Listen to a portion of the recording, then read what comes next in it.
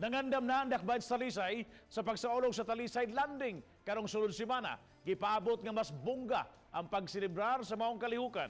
Si Chona Carrion sa report.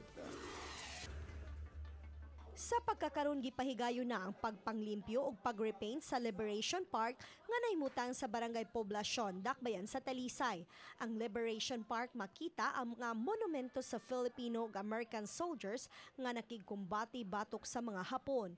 Karong Marso 26 sunod semana, ipahigayon ang ika-74th nga anibersaryo sa Takas sa Talisay o American Landing.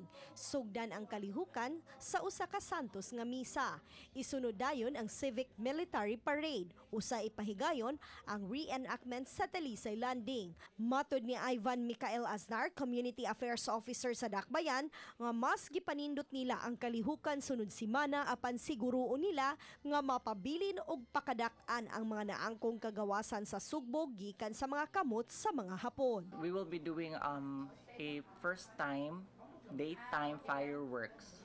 We are doing our best na mas mapalambuos, mas panindot siya this year. Ang Talisay Landing tambungan sa mga war veterans, kasundaluhan, kapulisan, mga tinunan ug mga opisyal sa Talisay City. Uban ni Marlon Melgaso, Chona Carrion, Balitang Bisdak.